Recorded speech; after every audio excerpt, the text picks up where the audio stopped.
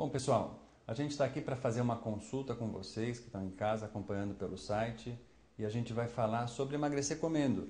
Emagrecer comendo, na verdade, é um novo conceito, uma nova filosofia de vida, certo? A globesidade, ou seja, a epidemia mundial de obesidade, será que ela realmente é uma epidemia sem controle? Ela foi reconhecida como epidemia pela Organização Mundial de Saúde em 1997.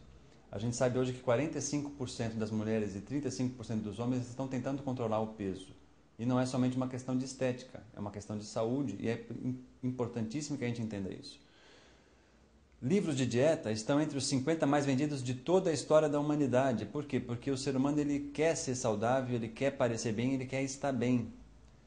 Agora, a maioria das publicações não tem embasamento científico algum, promete milagres que não pode ser realizado. E isso é muito perigoso para a saúde da gente. Então, quando a gente vai falar sobre emagrecimento saudável, é importante que a gente tenha responsabilidade.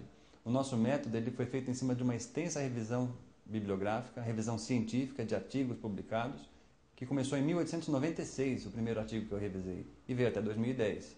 Então, é um método que não foi desenvolvido à toa. Ele foi criado por um médico nutrólogo, é um método científico e ele é reproduzido com sucesso por milhares de pacientes numa das maiores redes de clínicas de emagrecimento e estética do país, já há mais de 2 anos.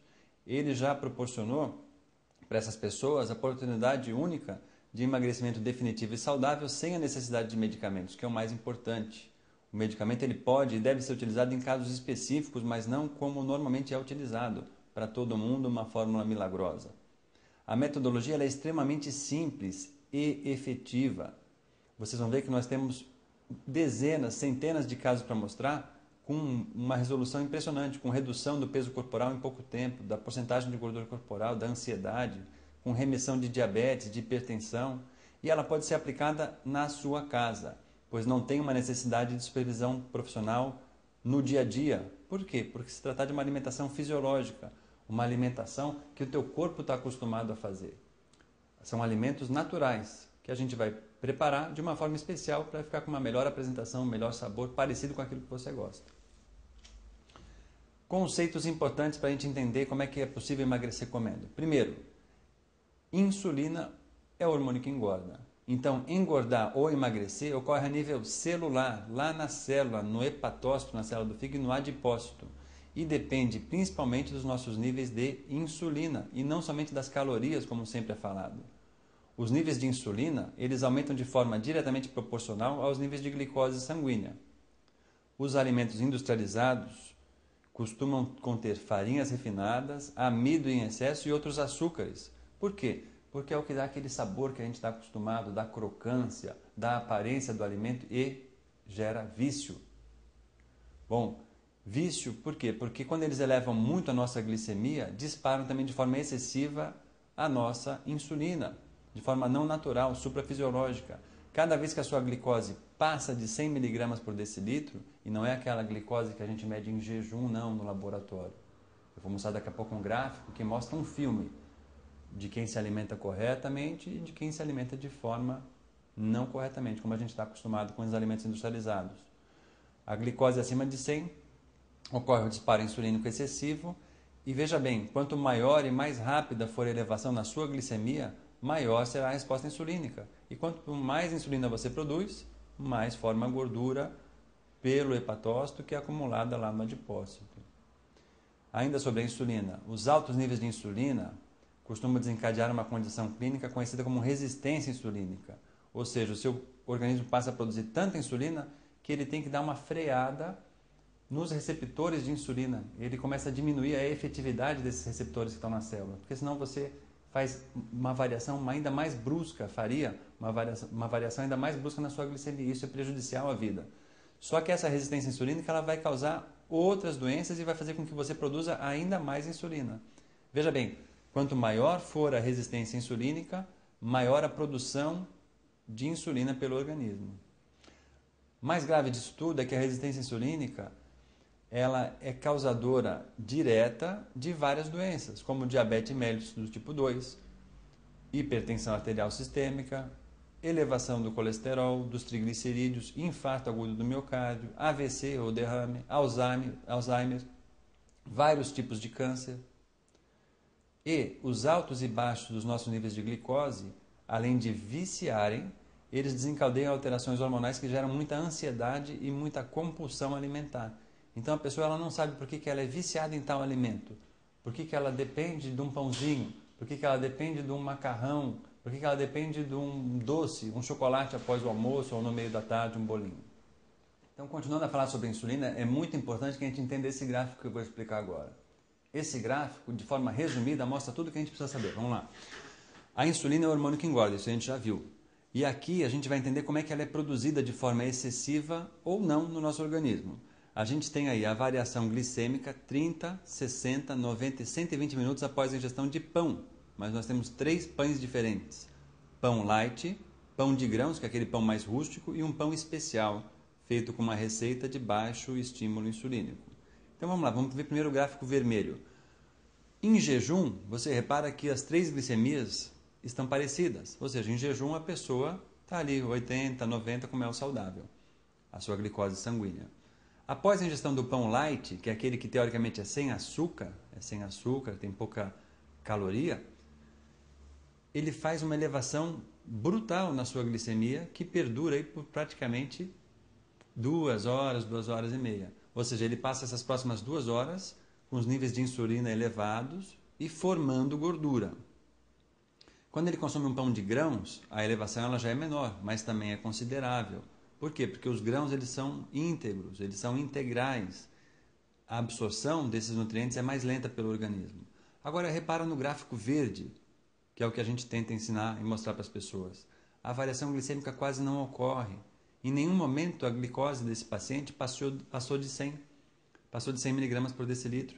E isso faz com que ele produza insulina de forma natural. Então ele está saciado, ele está nutrido, mas não está engordando. Esse é o princípio do emagrecer comendo. E por que ele não está engordando? Por causa do glucagon.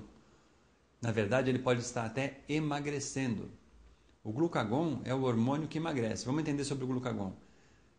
Emagrecer, primeiramente, é um processo bioquímico, natural, normal, e que depende de um outro hormônio pancreático, justamente o glucagon. A insulina é um hormônio produzido no pâncreas e o glucagon também.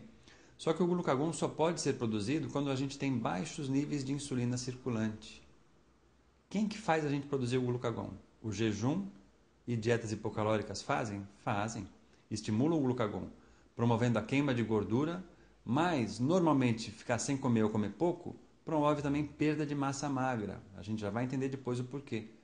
E essa perda de músculo, perda de massa magra, promove um declínio do nosso metabolismo basal. E a gente passa a queimar menos energia. E isso é ruim para quem quer emagrecer.